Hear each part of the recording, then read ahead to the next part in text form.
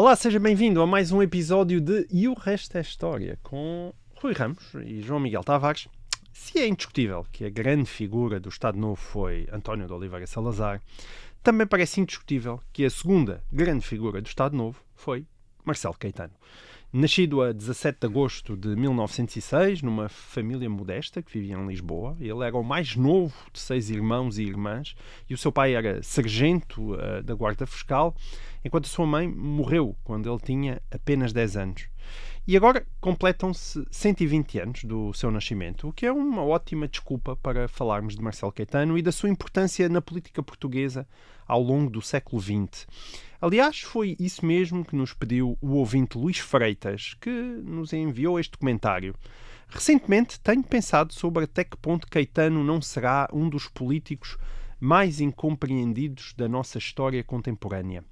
Fica-me a sensação de que ele foi um homem preso entre tempos, com um perfil intelectual que talvez pendesse para uma democracia cristã europeia, mas amarrado por uma lealdade quase trágica às estruturas de Salazar e bloqueado pelo então presidente Américo Tomás. E de seguida, Luís Freitas deixa-nos este conjunto de perguntas. Quem foi Marcelo Caetano? Por que tomou ele a presidência do Conselho depois da morte de Salazar?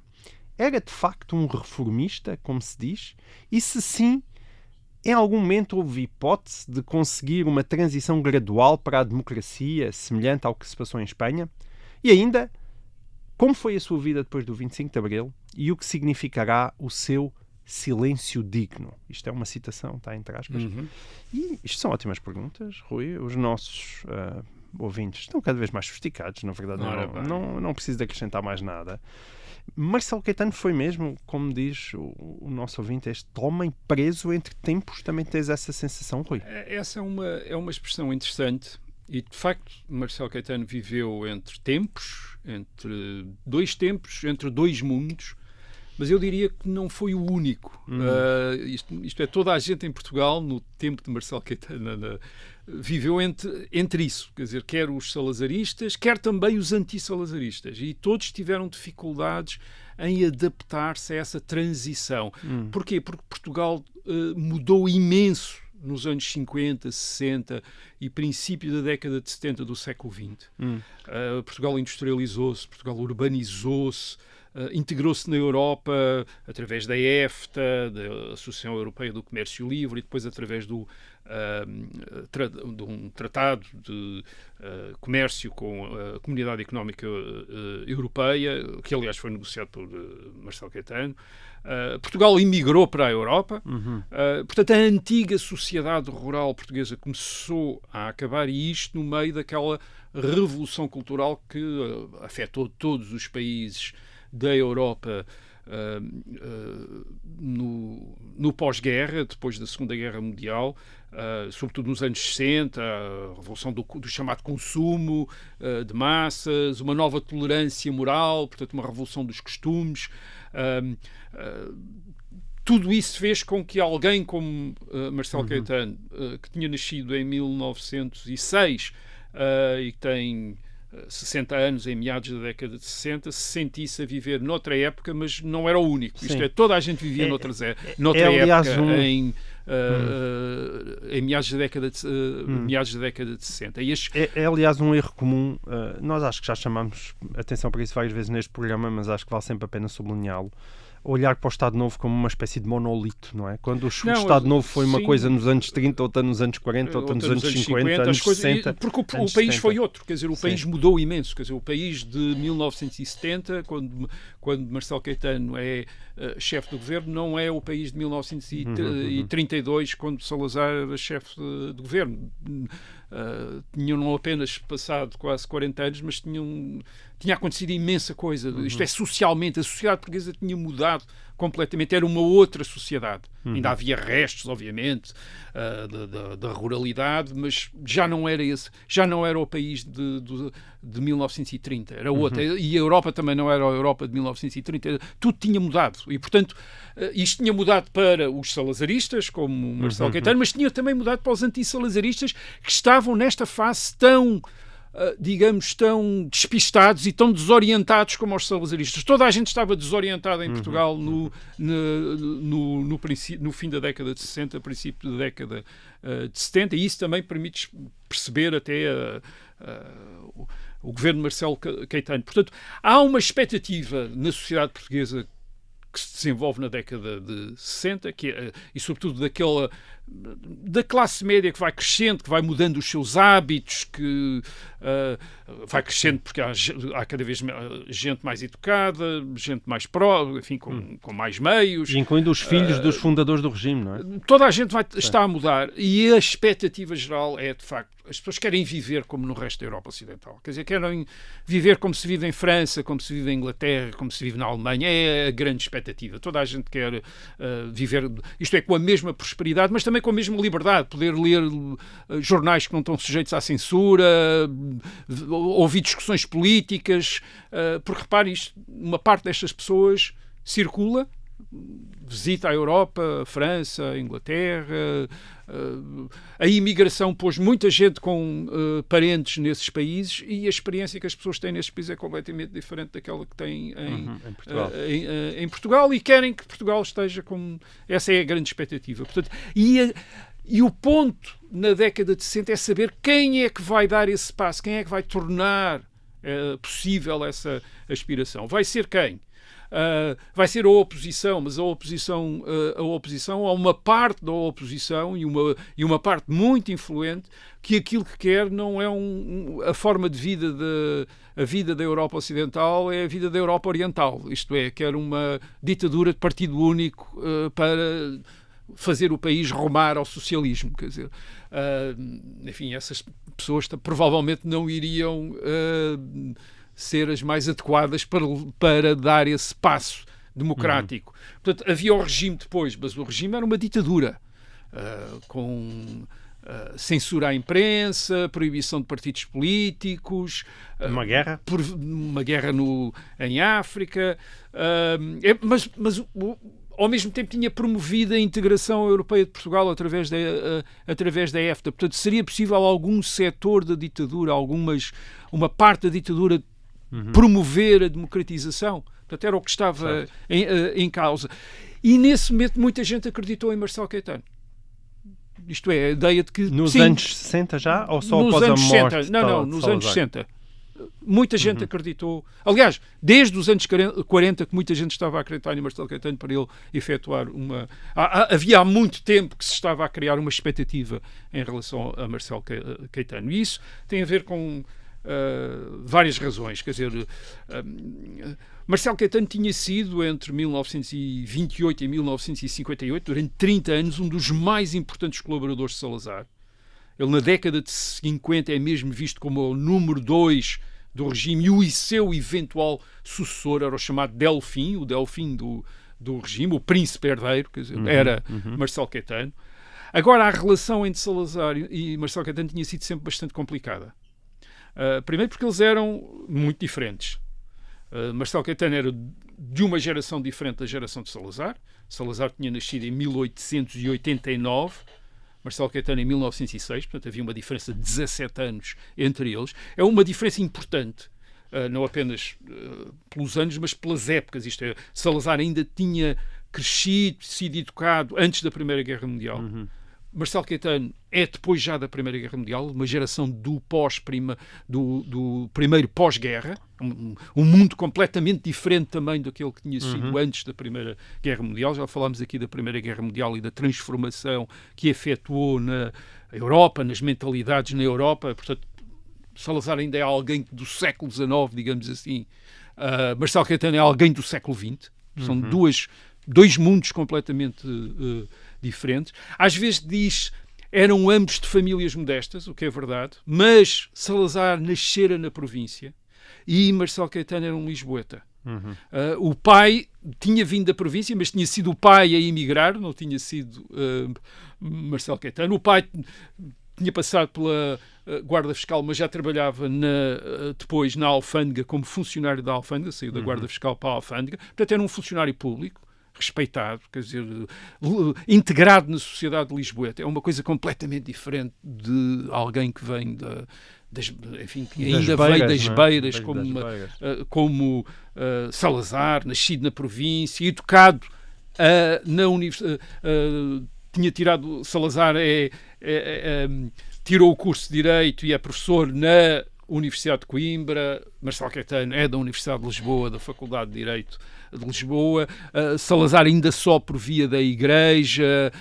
Marcelo Caetano só na via dos círculos intelectuais de Lisboa. Portanto, é um homem de Lisboa, da elite lisboeta, Marcelo Caetano. Portanto, é uma coisa completamente... São dois mundos completamente diferentes. São os dois de Direito, não é?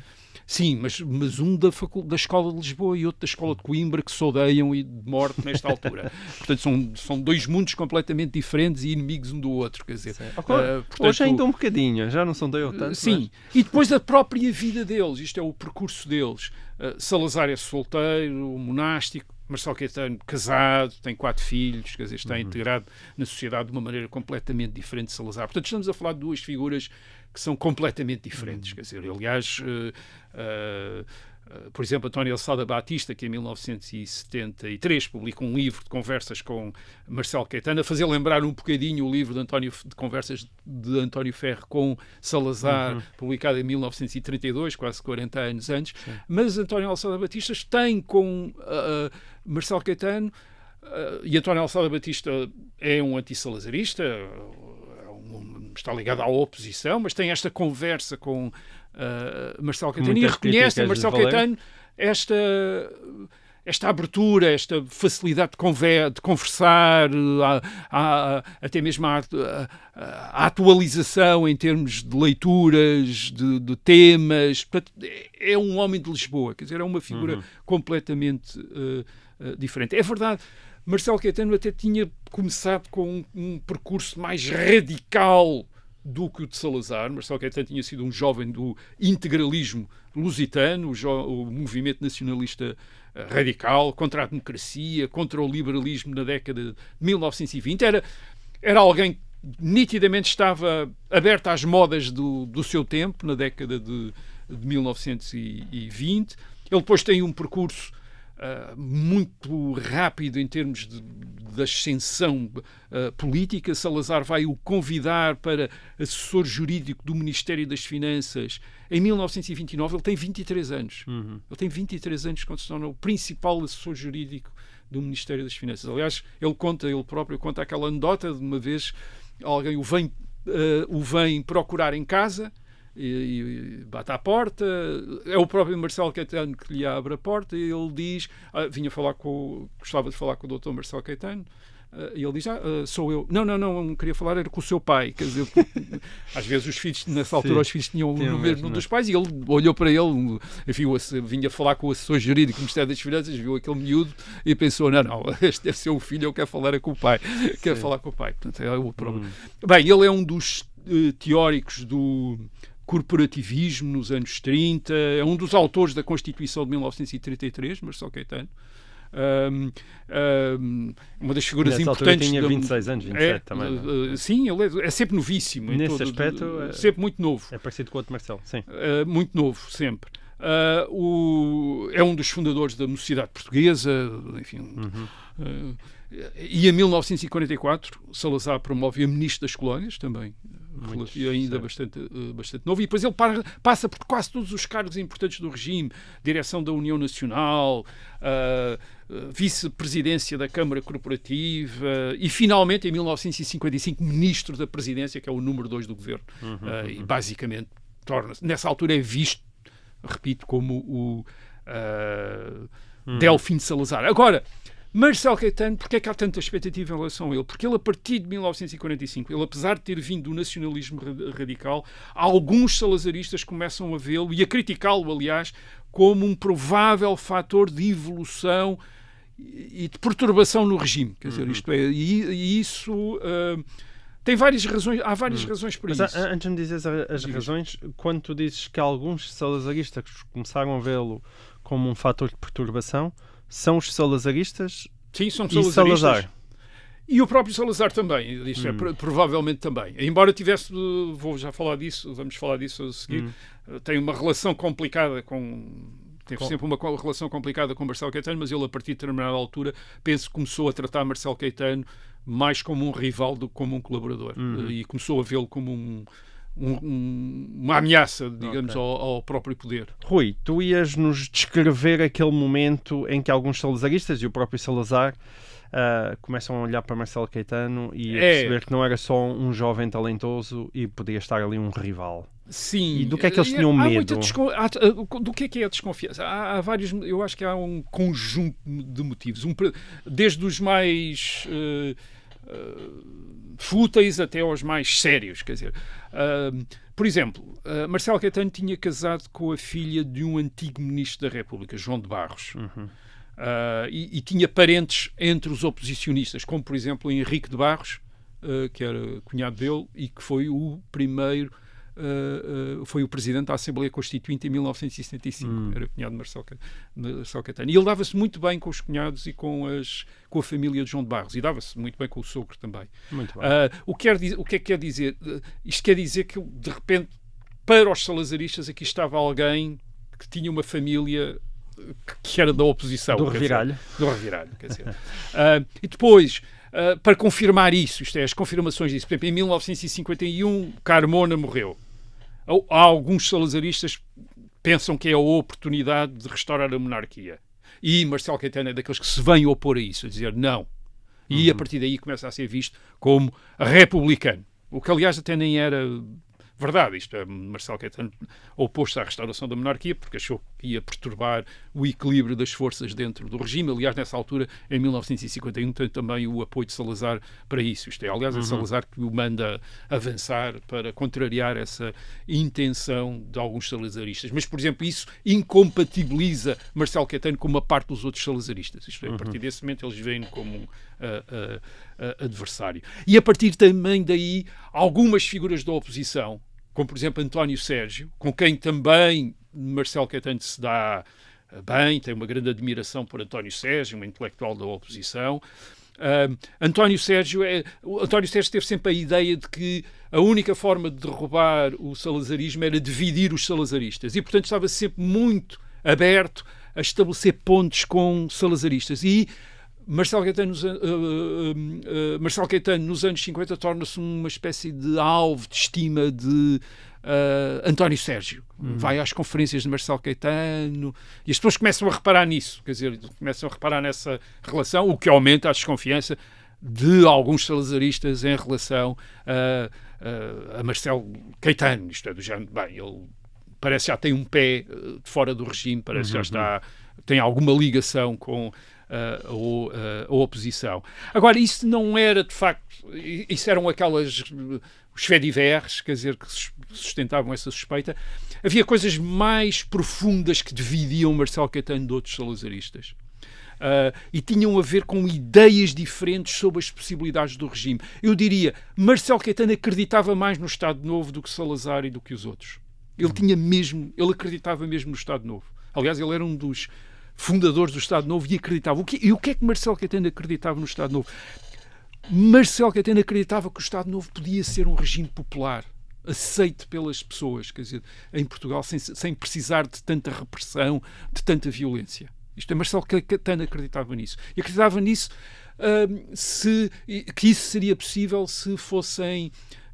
se o regime assumisse objetivos de desenvolvimento e de prosperidade de uma maneira mais convicta, mais profunda, isto é, que houvesse uma política de desenvolvimento acelerado e que, portanto, não houvesse tanta contenção financeira como aquela que Salazar mantinha.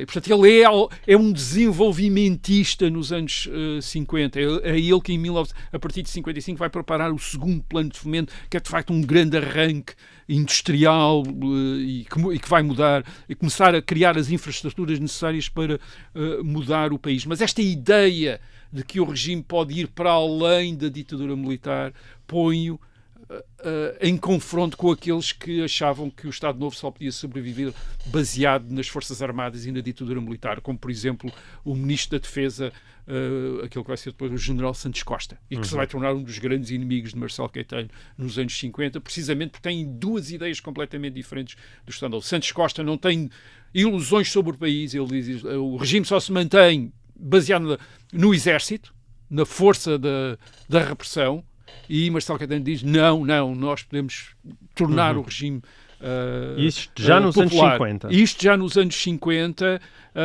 e depois, claro, põe também em confronto com aqueles financeiros, digamos, que têm a ideia também que o desenvolvimento deve ocorrer em condições de equilíbrio financeiro. Isto é, que as contas certas são fundamentais. E Marcelo Caetano acha também que é preciso ser um bocado mais flexível aí do que algum. E, portanto, por exemplo, isso vai provocar-lhe um grande confronto com o Ministro das Finanças entre 1955 e 1965, é o professor Pinto Barbosa, que tem essa visão ortodoxa em termos de finanças, e Marcelo Caetano está completamente contra essa visão, acha que aquilo está a impedir o crescimento económico, o crescimento económico do país. Portanto, Marcelo Caetano quer mais políticas sociais, políticas de desenvolvimento e menos atenção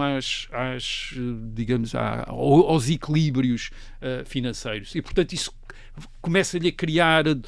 Há diferenças profundas entre ele e outros salazaristas. E depois há uma outra questão, é que Marcelo Caetano está a preparar-se, parece estar a preparar-se, de facto, para ter no regime uma influência muito maior do que a de mero colaborador de Salazar. Ele começa a criar uma espécie de uma rede de contactos, quase parece um partido marcelista dentro do Estado Novo. Isto é, ele vai fazendo, vai captando discípulos, ele é professor na Faculdade de Direito. Ele continua sempre como professor ao longo da carreira. Não é? Enfim, a menos quando está a desempenhar as funções. Mas tem essa tendência, quer na Universidade Portuguesa, quer na Faculdade de Direito, quer nos lugares em que esteve depois na administração. Ele reúne jovens promissores à volta dele. É muito ecuménico nessa captação. Ele tenta captar Mário Soares nos anos 50. Mário Soares é aluno dele na Faculdade de Direito.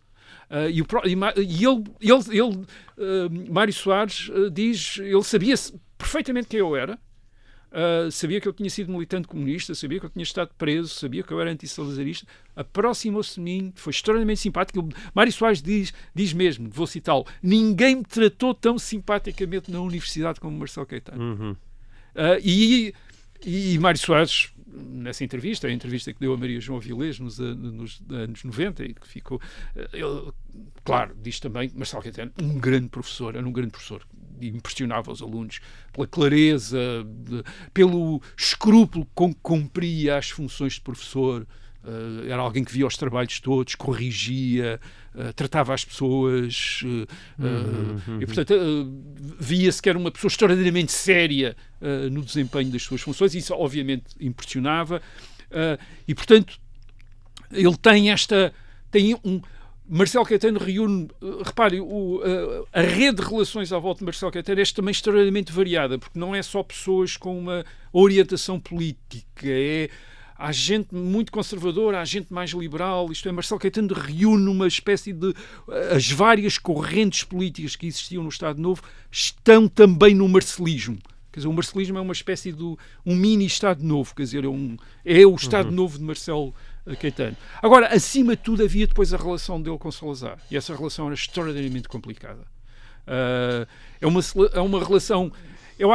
Quase ninguém tem com Salazar a irreverência que Marcelo Caetano tem, desde o princípio, desde quando ele tinha 23, 24 anos. Isto é, ele mostra em relação a Salazar uma espécie de uma desenvoltura, uma capacidade de criticar, dizer isto não está certo, isto não pode ser assim, isto tem de ser ao contrário, e depois Salazar argumenta com ele. Essa é uma relação complicada, porque é uma relação... Mas porquê é que o Salazar o atura?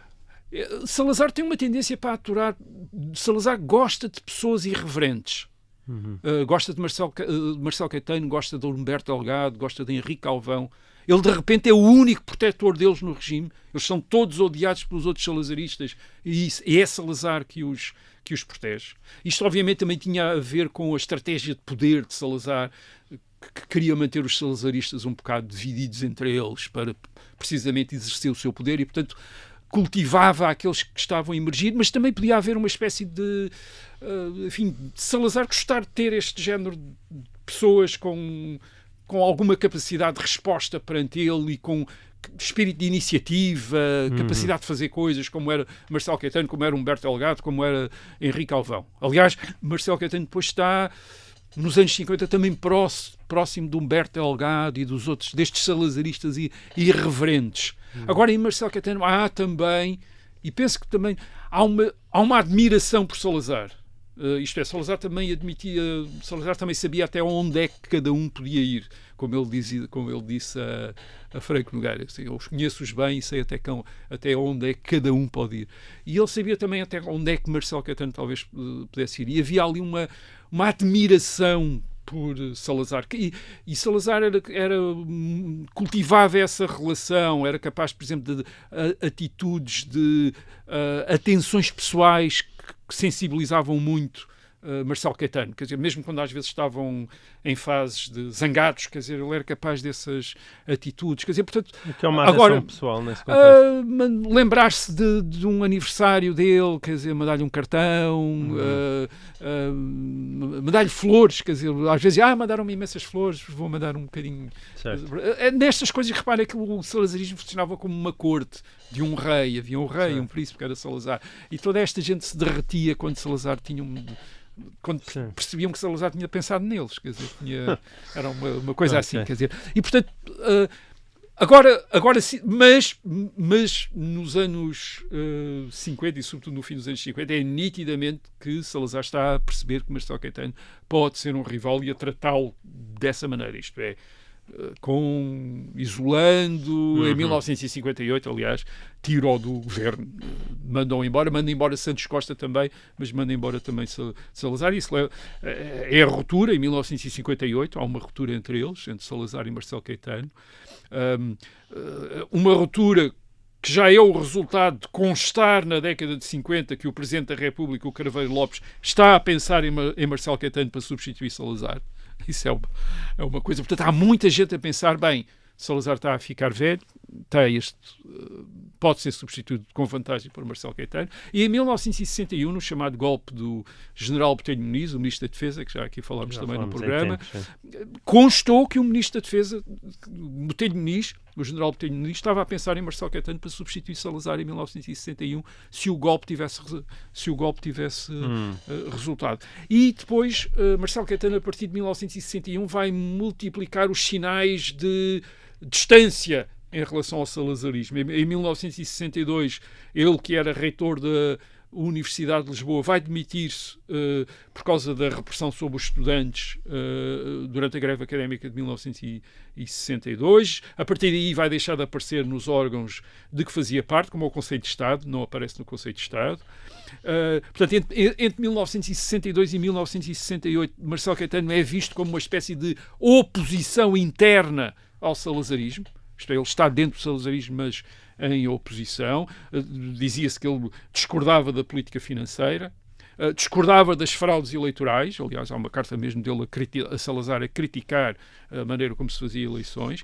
E, sobretudo, e isto era talvez o mais importante, constava que ele discordava da política ultramarina de Salazar. A política de integração das colónias tratadas como, enfim, parte do... integrante de Portugal. E dizia-se que Marcelo Caetano era por maior autonomia para o ultramar e alguns até o acusavam de separatismo, isto é, ele está disposto a dar a independência às colónias, o que era uma coisa que o colocava imediatamente em choque. Isto é, esta ideia... reparem que isto não é certo que fosse a ideia de Marcelo Caetano, mas era aquilo que se dizia, alguns diziam em relação a Marcelo Caetano, e isso tornava-o completamente oposto a Salazar. E Salazar, quando falava dele nos anos 60, como falou, por exemplo, a Franco Nogueira, e Franco Nogueira registou no diário essas conversas, Salazar também criava essa distância. Ele dizia a Franco Nogueira que Marcelo Caetano era a pessoa mais difícil com quem ele tinha trabalhado. Era a pessoa mais difícil com quem ele tinha trabalhado. Mas ao mesmo tempo dizia, é também a pessoa que mais sabe da administração e do Estado. É a pessoa que mais... Isto é, na prática dava a entender também que era a pessoa que estava em melhores condições para substituir a ele Salazar. Marcelo Caetano, portanto, está-se a tornar, nos anos 60, está-se a tornar uma força. Quer dizer, porquê? Porque o regime, na década de 60, tem a noção, muita gente dentro do regime, da ditadura salazarista, tem a noção do impasse que está a ser criado, quer dizer, um impasse dentro do próprio, dentro de Portugal europeu, isto é a manutenção da ditadura, quando o país está a integrar economicamente na Europa Ocidental, a manutenção das colónias em África e a necessidade de prosseguir uma guerra em África, não sabendo durante quanto tempo poderia haver recursos para isso e sob pressão internacional. E, portanto, há uma ideia de que é preciso mudar alguma coisa. Há muita gente naqueles setores, por exemplo, católicos e conservadores, onde a ditadura recrutava apoiantes, que na década de 60 já não apoiam a ditadura, se mantêm afastados. E isso há essa sensação de isolamento crescente do regime, e portanto a ideia de que é necessário dar um sinal de renovação, novidade, e Marcelo Caetano nitidamente é visto como esse sinal de renovação. E depois, claro, ele tem força com ele, é entre aqueles que podem suceder a Salazar, é aquele que tem mais gente à volta dele, e é também aquele, como Salazar dizia, que melhor conhecia a administração. Tinha sido ministro da Presidência entre 1955 e 58, era professor de Direito Administrativo também na Faculdade de Direito de Lisboa, e, portanto, é quase uma escolha...